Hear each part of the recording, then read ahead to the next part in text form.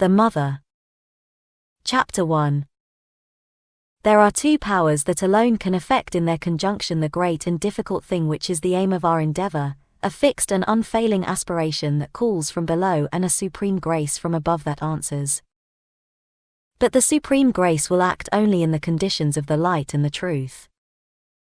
It will not act in conditions laid upon it by the falsehood and the ignorance.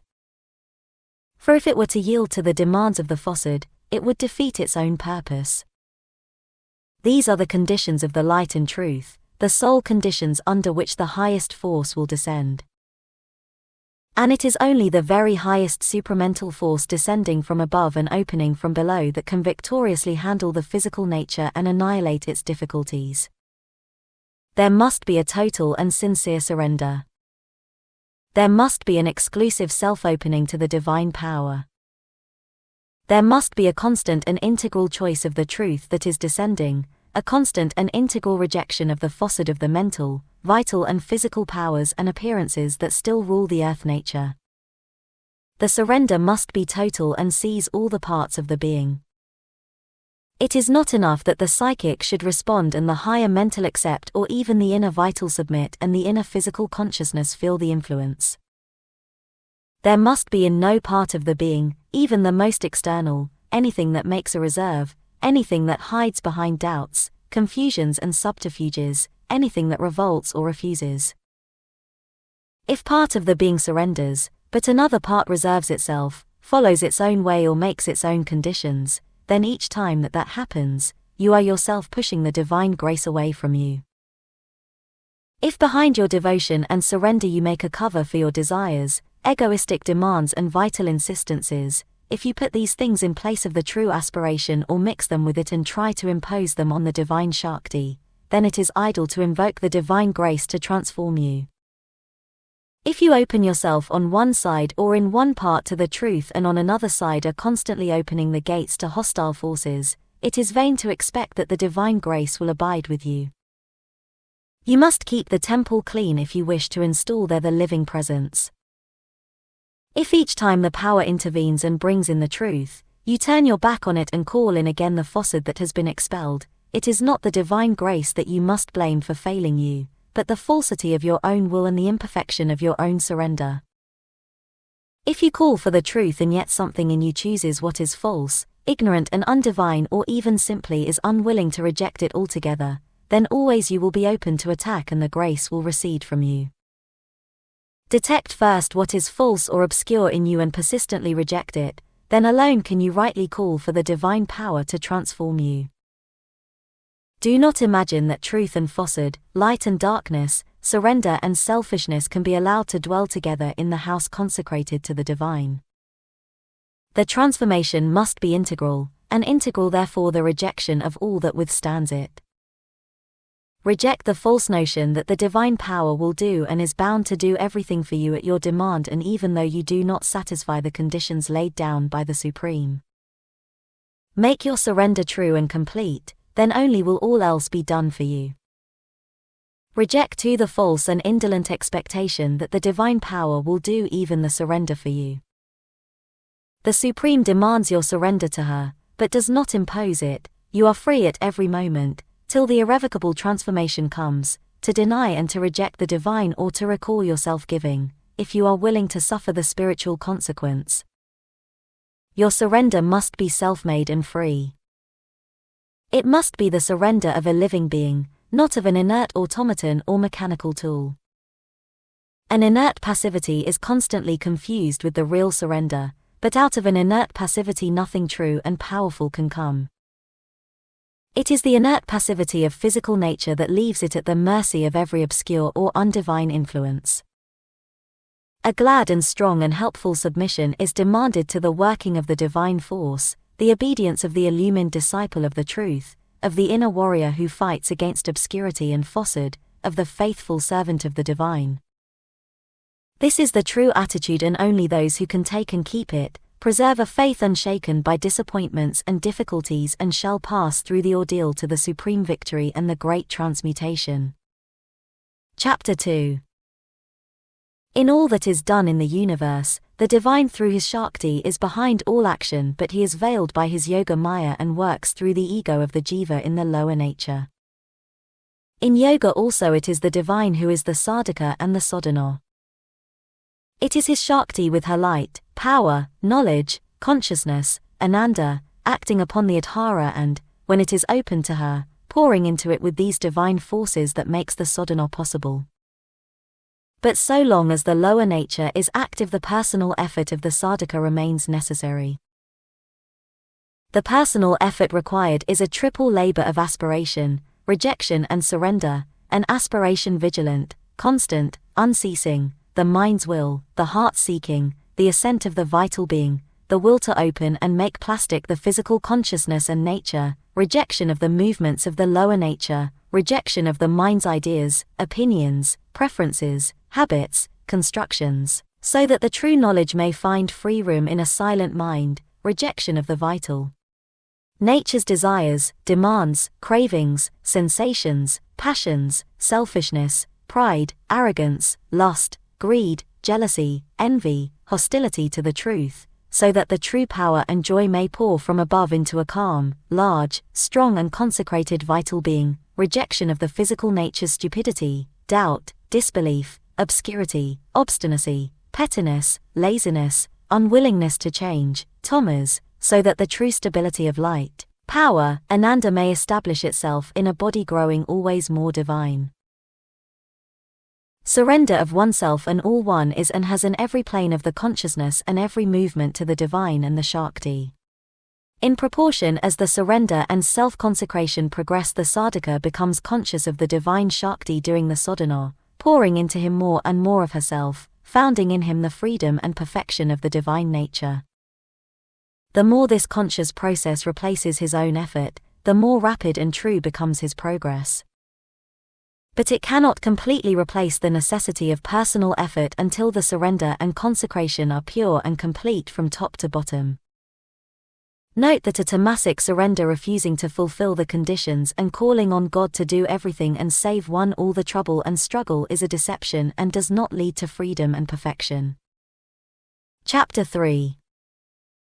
To walk through life armored against all fear, peril and disaster, only two things are needed, two that go always together, the grace of the Divine Mother and on your side an inner state made up of faith, sincerity and surrender. Let your faith be pure, candid and perfect.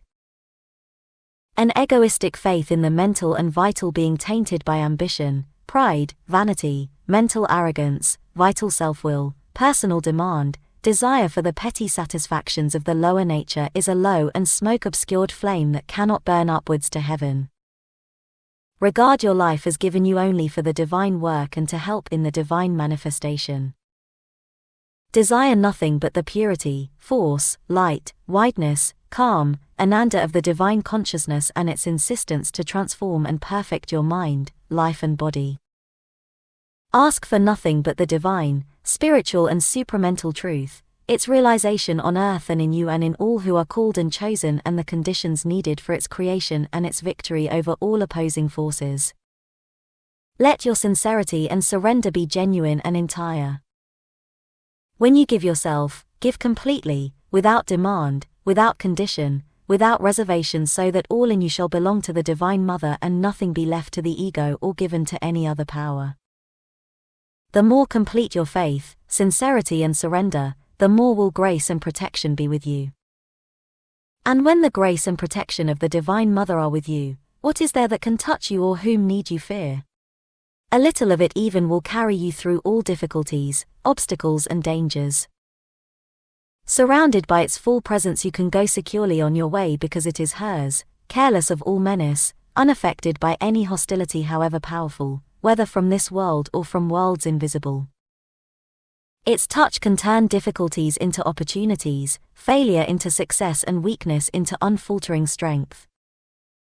For the grace of the Divine Mother is the sanction of the Supreme and now or tomorrow its effect is sure, a thing decreed, inevitable and irresistible.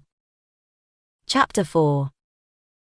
Money is the visible sign of a universal force, and this force in its manifestation on earth works on the vital and physical planes and is indispensable to the fullness of the outer life. In its origin and its true action it belongs to the divine. But like other powers of the divine it is delegated here and in the ignorance of the lower nature can be usurped for the uses of the ego or held by Asuric influences and perverted to their purpose.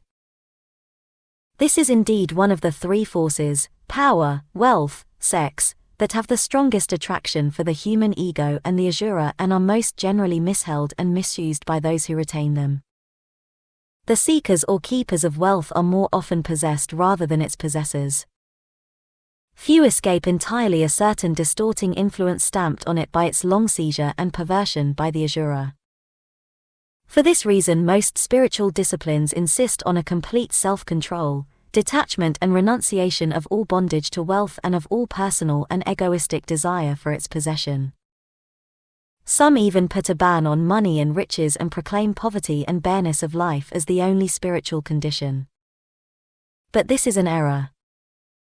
It leaves the power in the hands of the hostile forces. To reconquer it for the divine to whom it belongs and use it divinely for the divine life is the supramental way for the sadhaka. You must neither turn with an ascetic shrinking from the money power, the means it gives and the objects it brings, nor cherish a rajasic attachment to them or a spirit of enslaving self-indulgence in their gratifications. Regard wealth simply as a power to be won back for the mother and placed at her service. All wealth belongs to the divine and those who hold it are trustees, not possessors. It is with them today, tomorrow it may be elsewhere. All depends on the way they discharge their trust while it is with them, in what spirit, with what consciousness in their use of it, to what purpose. In your personal use of money look on all you have or get or bring as the mother's. Make no demand but accept what you receive from her and use it for the purposes for which it is given to you. Be entirely selfless, entirely scrupulous, exact, careful in detail, a good trustee. Always consider that it is her possessions and not your own that you are handling. On the other hand, what you receive for her, lay religiously before her. Turn nothing to your own or anybody else's purpose. Do not look up to men because of their riches or allow yourself to be impressed by the show, the power or the influence.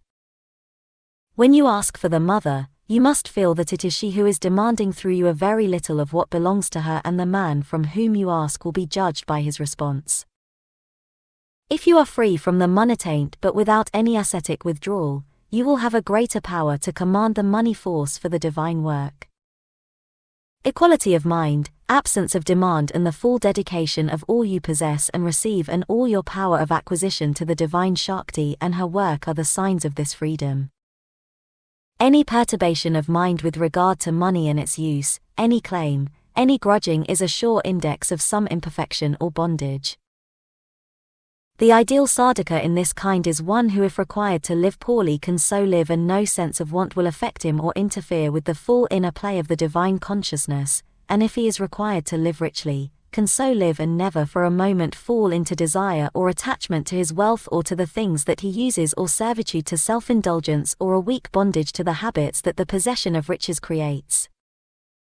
The divine will is all for him and the divine Ananda.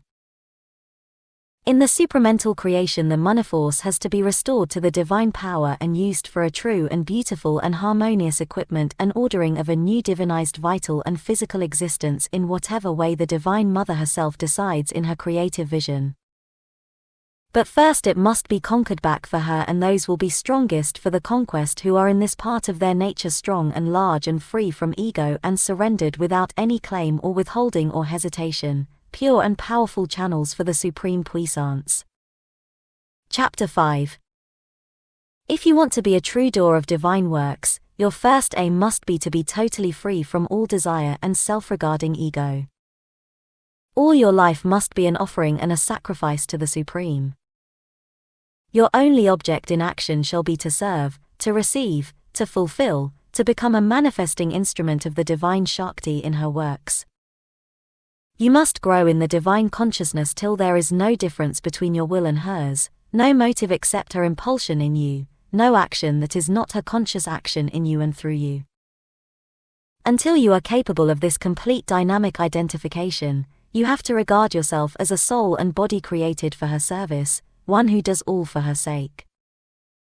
Even if the idea of the separate worker is strong in you and you feel that it is you who do the act, yet it must be done for her. All stress of egoistic choice, all hankering after personal profit, all stipulation of self-regarding desire must be extirpated from the nature. There must be no demand for fruit and no seeking for reward. The only fruit for you is the pleasure of the Divine Mother and the fulfillment of her work, your only reward a constant progression in divine consciousness and calm and strength and bliss. The joy of service and the joy of inner growth through works is the sufficient recompense of the selfless worker. But a time will come when you will feel more and more that you are the instrument and not the worker. For first, by the force of your devotion, your contact with the Divine Mother will become so intimate that at all times you will have only to concentrate and to put everything into her hands to have her present guidance, her direct command or impulse, the sure indication of the thing to be done and the way to do it and the result. And afterwards you will realize that the Divine Shakti not only inspires and guides, but initiates and carries out your works. All your movements are originated by her, all your powers are hers, mind, life and body are conscious and joyful instruments of her action, means for her play, molds for her manifestation in the physical universe. There can be no more happy condition than this union and dependence. For this step carries you back beyond the borderline from the life of stress and suffering in the ignorance into the truth of your spiritual being, into its deep peace and its intense ananda. While this transformation is being done, it is more than ever necessary to keep yourself free from all taint of the perversions of the ego. Let no demand or insistence creep in to stain the purity of the self-giving and the sacrifice. There must be no attachment to the work or the result, no laying down of conditions, no claim to possess the power that should possess you, no pride of the instrument, no vanity or arrogance. Nothing in the mind or in the vital or physical parts should be suffered to distort to its own use or seize for its own personal and separate satisfaction the greatness of the forces that are acting through you. Let your faith, your sincerity, your purity of aspiration be absolute and pervasive of all the planes and layers of the being. Then every disturbing element and distorting influence will progressively fall away from your nature. The last stage of this perfection will come when you are completely identified with the Divine Mother and feel yourself to be no longer another and separate being, instrument, servant or worker, but truly a child, an eternal portion of her consciousness and force. Always she will be in you and you in her. It will be your constant, simple and natural experience that all your thought and seeing and action, your very breathing and moving come from her and are hers. You will know and see and feel that you are a person and power formed by her out of herself, put out from her for the play and yet always safe in her, being of her being, consciousness of her consciousness, force of her force, ananda of her ananda. When this condition is entire and her supramental energies can freely move you, then you will be perfect in divine works. Knowledge, will, action will become sure, simple, luminous, spontaneous, flawless, an outflow from the Supreme, a divine movement of the Eternal. Chapter 6. The four powers of the Mother are four of her outstanding personalities, portions and embodiments of her divinity through whom she acts on her creatures, orders and harmonizes her creations in the worlds and directs the working out of her thousand forces. For the Mother is one, but she comes before us with differing aspects. Many are her powers and personalities, many her emanations and vibhutis that do her work in the universe. The one whom we adore as the Mother is the divine conscious force that dominates all existence, one and yet so many-sided that to follow her movement is impossible even for the quickest mind and for the freest and most vast intelligence. The Mother is the consciousness and force of the Supreme and far above all she creates. But something of her ways can be seen and felt through her embodiments, and the more seizable because more defined and limited temperament and action of the goddess forms in whom she consents to be manifest to her creatures. There are three ways of being of the mother of which you can become aware when you enter into touch of oneness with the conscious force that upholds us in the universe. Transcendent, the original supreme Shakti, she stands above the worlds and links the creation to the ever-unmanifest mystery of the Supreme. Universal, the cosmic Mahashakti, she creates all these beings and contains and enters, supports and conducts all these million processes and forces.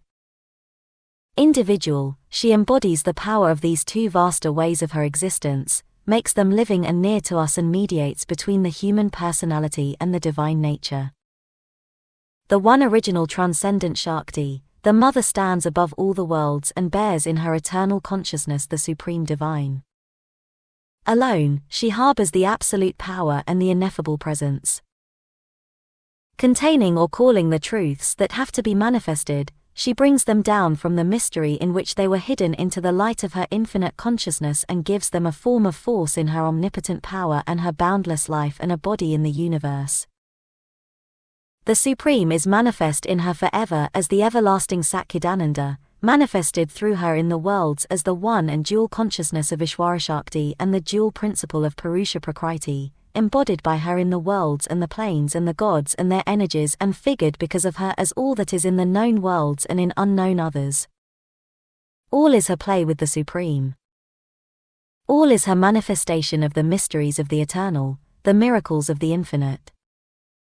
All is she, for all are parcel and portion of the divine conscious force.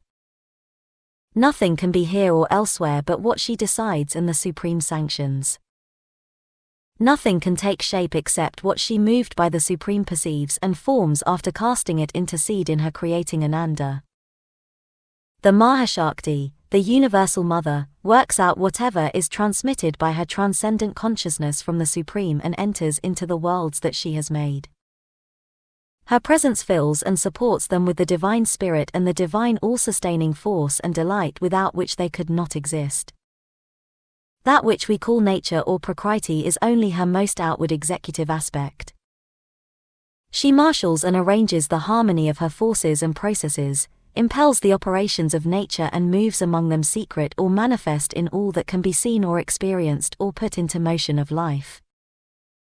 Each of the worlds is nothing but one play of the Mahashakti of that system of worlds or universe, who is there as the cosmic soul and personality of the transcendent mother. Each is something that she has seen in her vision, gathered into her heart of beauty and power and created in her Ananda. But there are many planes of her creation, many steps of the divine Shakti. At the summit of this manifestation of which we are a part there are worlds of infinite existence, consciousness, force and bliss over which the mother stands as the unveiled eternal power. All beings there live and move in an ineffable completeness and unalterable oneness, because she carries them safe in her arms forever. Nearer to us are the worlds of a perfect supramental creation in which the mother is the supramental Mahashakti, a power of divine omniscient will and omnipotent knowledge always apparent in its unfailing works and spontaneously perfect in every process. Their all movements are the steps of the truth. Their all beings are souls and powers and bodies of the divine light. Their all experiences are seas and floods and waves of an intense and absolute Ananda. But here where we dwell are the worlds of the ignorance, worlds of mind and life and body separated in consciousness from their source, of which this earth is a significant center and its evolution a crucial process. This too with all its obscurity and struggle and imperfection is upheld by the universal mother. This too is impelled and guided to its secret aim by the Mahashakti. The mother as the Mahashakti of this triple world of the ignorant stands in an intermediate plane between the supramental light, the truth life, the truth creation which has to be brought down here and this mounting and descending hierarchy of planes of consciousness that like a double ladder lapse into the nescience of matter and climb back again through the flowering of life and soul and mind into the infinity of the spirit. Determining all that shall be in this universe and in the terrestrial evolution by what she sees and feels and pours from her, she stands there above the gods and all her powers and personalities are put out in front of her for the action and she sends down emanations of them into these lower worlds to intervene, to govern, to battle and conquer, to lead and turn their cycles, to direct the total and the individual lines of their forces. These emanations are the many divine forms and personalities in which men have worshipped her under different names throughout the ages. But also she prepares and shapes through these powers and their emanations the minds and bodies of her vibhutis, even as she prepares and shapes minds and bodies for the vibhutis of the Ishvara, that she may manifest in the physical world and in the disguise of the human consciousness some ray of her power and quality and presence. All the scenes of the earth play have been like a drama arranged and planned and staged by her with the cosmic gods for her assistance and herself as a veiled actor. The Mother not only governs all from above but she descends into this lesser triple universe. Impersonally, all things here, even the movements of the ignorance, are herself in veiled power and her creations in diminished substance, her nature body and nature force, and they exist because, moved by the mysterious fiat of the Supreme to work out something that was there in the possibilities of the infinite, she has consented to the great sacrifice and has put on like a mask the soul and forms of the ignorance. But personally too she has stooped to descend here into the darkness that she may lead it to the light, into the falsehood and error that she may convert it to the truth, into this death that she may turn it to godlike life, into this world pain and its obstinate sorrow and suffering that she may end it in the transforming ecstasy of her sublime Ananda. In her deep and great love for her children she has consented to put on herself the cloak of this obscurity, condescended to bear the attacks and torturing influences of the powers of the darkness and the falsehood, born to pass through the portals of the birth that is a death, taken upon herself the pangs and sorrows and sufferings of the creation, since it seemed that thus alone could it be lifted to the light and joy and truth and eternal life. This is the great sacrifice called sometimes the sacrifice of the Purusha, but much more deeply the holocaust of Prakriti, the sacrifice of the Divine Mother. For great aspects of the Mother, for of her leading powers and personalities have stood in front in her guidance of this universe and in her dealings with the terrestrial play. One is her personality of calm wideness and comprehending wisdom and tranquil benignity and inexhaustible compassion and sovereign and surpassing majesty and all-ruling greatness. Another embodies her power of splendid strength and irresistible passion, her warrior mood, her overwhelming will, her impetuous swiftness and world-shaking force. A third is vivid and sweet and wonderful with her deep secret of beauty and harmony and fine rhythm, her intricate and subtle opulence, her compelling attraction and captivating grace. The fourth is equipped with her close and profound capacity of intimate knowledge and careful flawless work and quiet and exact perfection in all things. Wisdom, strength, harmony, perfection are their several attributes and it is these powers that they bring with them into the world, manifest in a human disguise in their vibhutis and shall found in the divine degree of their ascension in those who can open their earthly nature to the direct and living influence of the Mother. To the four we give the four great names, Maheshwari, Mahakali, Mahalakshmi, Mahasaraswati. Imperial Maheshwari is seated in the wideness above the thinking mind and will and sublimates and greatens them into wisdom and largeness or floods with a splendor beyond them. For she is the mighty and wise one who opens us to the supramental infinities and the cosmic vastness, to the grandeur of the supreme light, to a treasure house of miraculous knowledge, to the measureless movement of the Mother's eternal forces. Tranquil is she and wonderful, great and calm forever. Nothing can move her because all wisdom is in her. Nothing is hidden from her that she chooses to know. She comprehends all things and all beings and their nature and what moves them and the law of the world and its times and how all was and is and must be.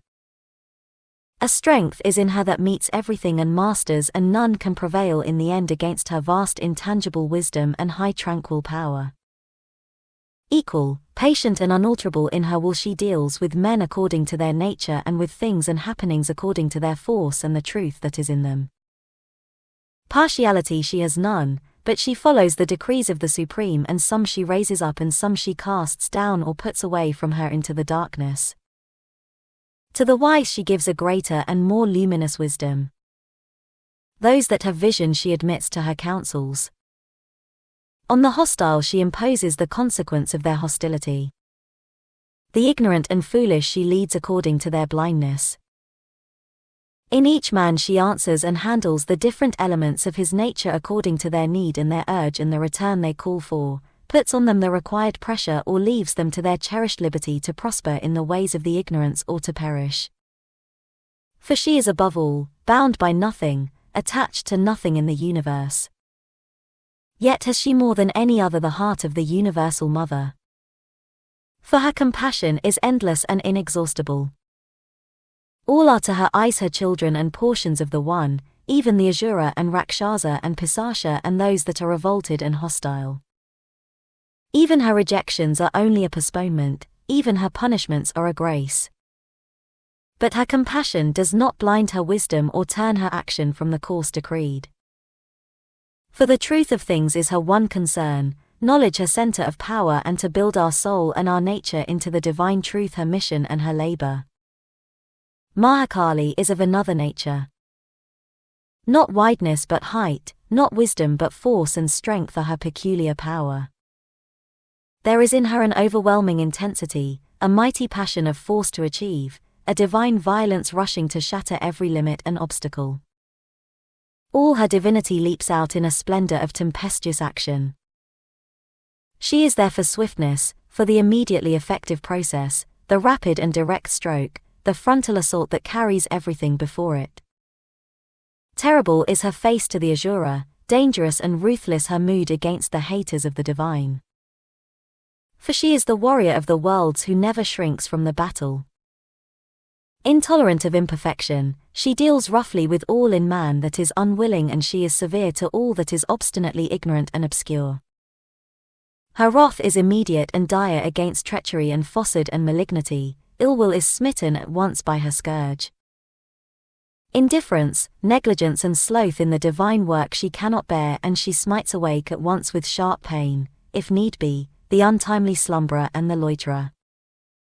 The impulses that are swift and straight and frank, the movements that are unreserved and absolute, the aspiration that mounts in flame are the motion of Mahakali.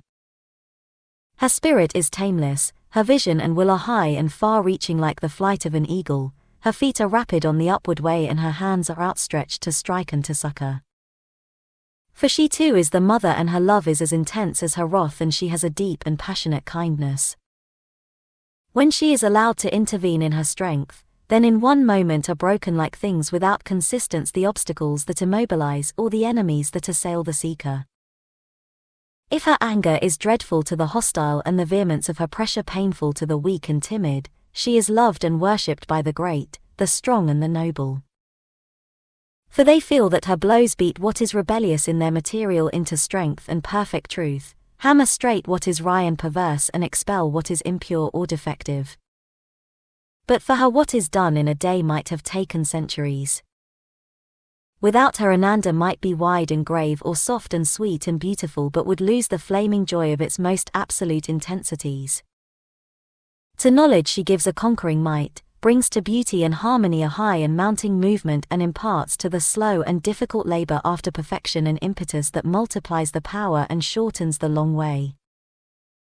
Nothing can satisfy her that falls short of the supreme ecstasies, the highest heights, the noblest aims, the largest vistas. Therefore with her is the victorious force of the divine, and it is by grace of her fire and passion and speed if the great achievement can be done now rather than hereafter. Wisdom and force are not the only manifestations of the Supreme Mother. There is a subtler mystery of her nature, and without it wisdom and force would be incomplete things, and without it perfection would not be perfect. Above them is the miracle of eternal beauty, an unseizable secret of divine harmonies, the compelling magic of an irresistible universal charm and attraction that draws and holds things and forces and beings together and obliges them to meet and unite, that a hidden Ananda may play from behind the veil and make of them its rhythms and its figures. This is the power of Mahalakshmi, and there is no aspect of the divine Shakti more attractive to the heart of embodied beings. Maheshwari can appear too calm and great and distant for the littleness of earthly nature to approach or contain her, Mahakali too swift and formidable for its weakness to bear. But all turn with joy and longing to Mahalakshmi. For she throws the spell of the intoxicating sweetness of the divine, To be close to her is a profound happiness, and to feel her within the heart is to make existence a rapture and a marvel.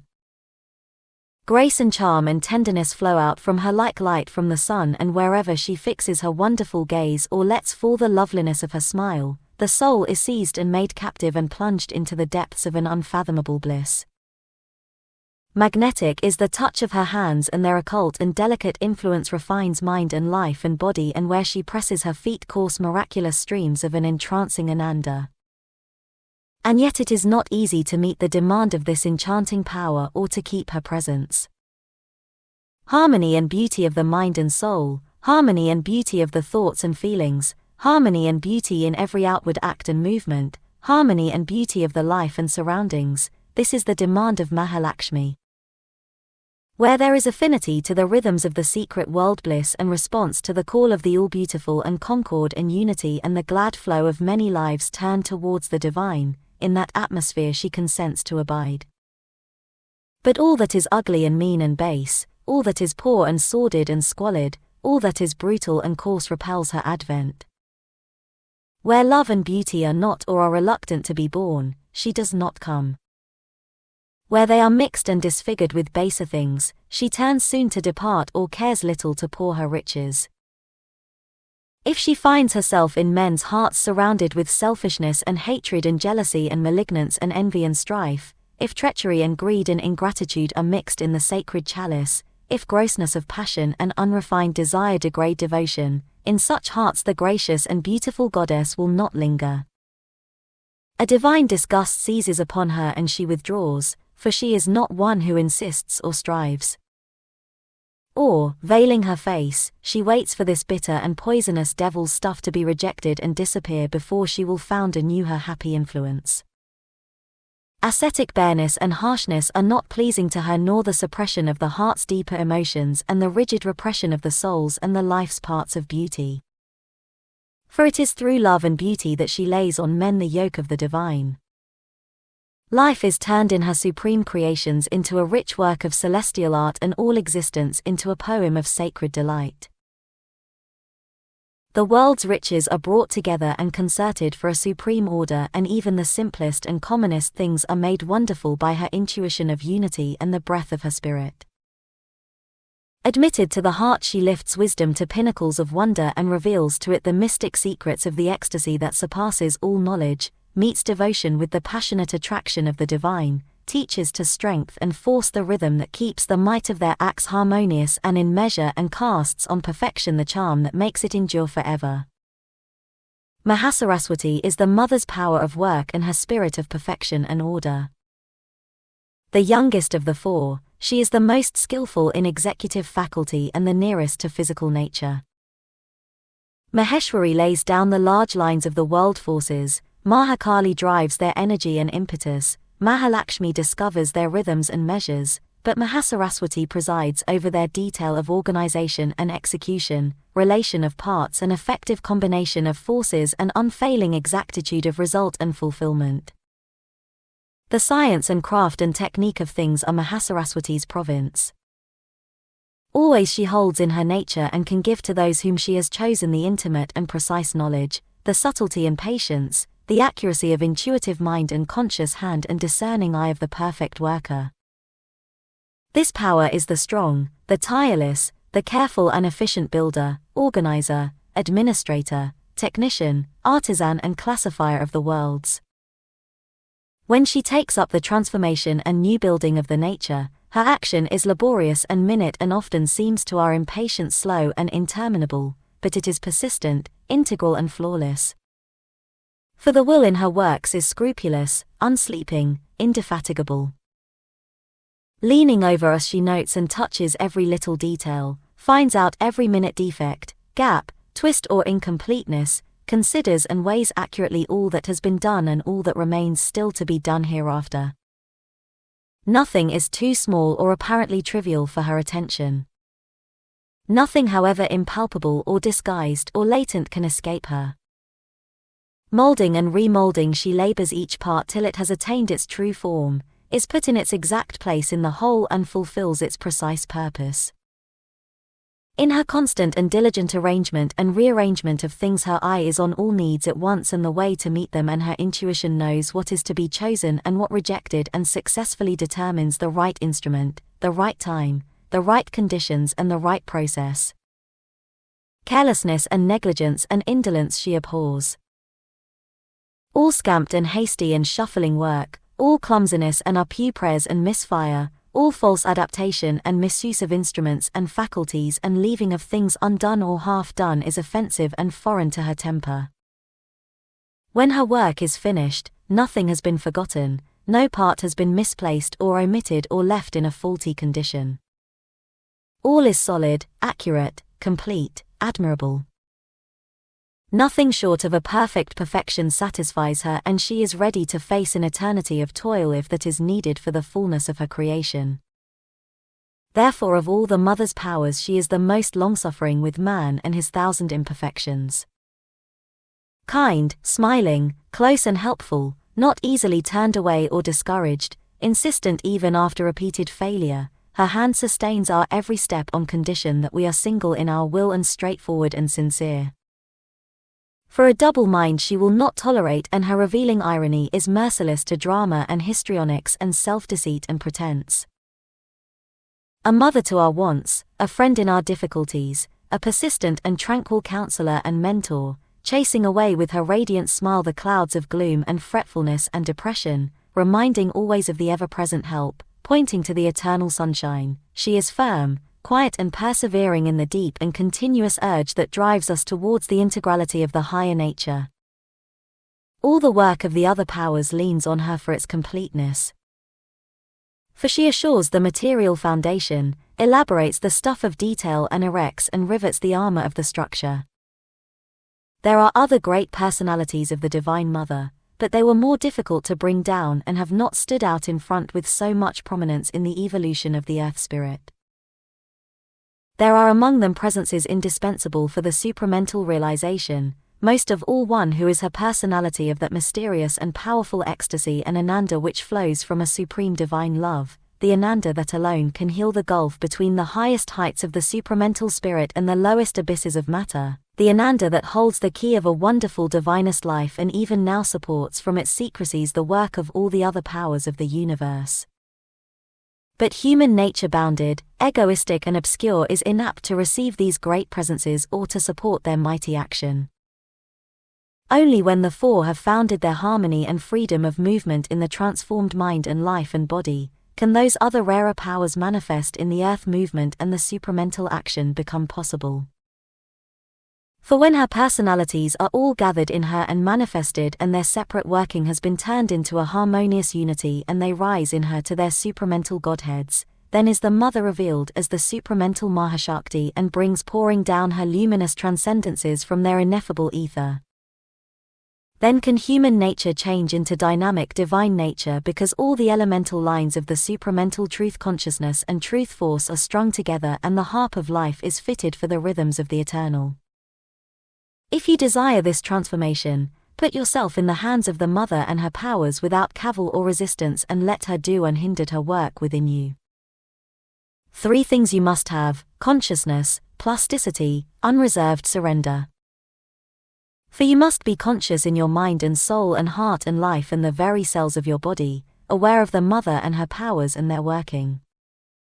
For although she can and does work in you even in your obscurity and your unconscious parts and moments, it is not the same thing as when you are in an awakened and living communion with her.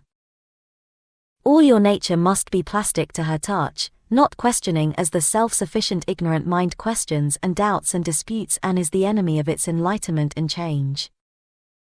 Not insisting on its own movements as the vital in man insists and persistently opposes its refractory desires and ill will to every divine influence. Not obstructing and entrenched in incapacity, inertia and traumas as man's physical consciousness obstructs and clinging to its pleasure in smallness and darkness cries out against each touch that disturbs its soulless routine or its dull sloth or its torpid slumber.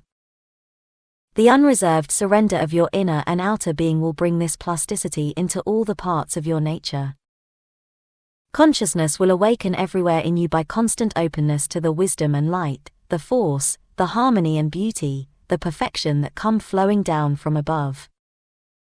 Even the body will awake and unite at last, its consciousness subliminal no longer to the supramental superconscious force, feel all her powers permeating from above and below and around it, and thrill to a supreme love and ananda. But be on your guard and do not try to understand and judge the Divine Mother by your little earthly mind that loves to subject even the things that are beyond it to its own norms and standards, its narrow reasonings and erring impressions, its bottomless aggressive ignorance and its petty self-confident knowledge. The human mind shut in the prison of its half-lit obscurity cannot follow the many-sided freedom of the steps of the divine Shakti. The rapidity and complexity of her vision and action outrun its stumbling comprehension. The measures of her movement are not its measures. Bewildered by the swift alternation of her many different personalities, her making of rhythms and her breaking of rhythms, her accelerations of speed and her retardations, her varied ways of dealing with the problem of one and of another, her taking up and dropping now of this line and now of that one and her gathering of them together, it will not recognize the way of the supreme power when it is circling and sweeping upwards through the maze of the ignorance to a supernal light. Open rather your soul to her and be content to feel her with the psychic nature and see her with the psychic vision that alone make a straight response to the truth.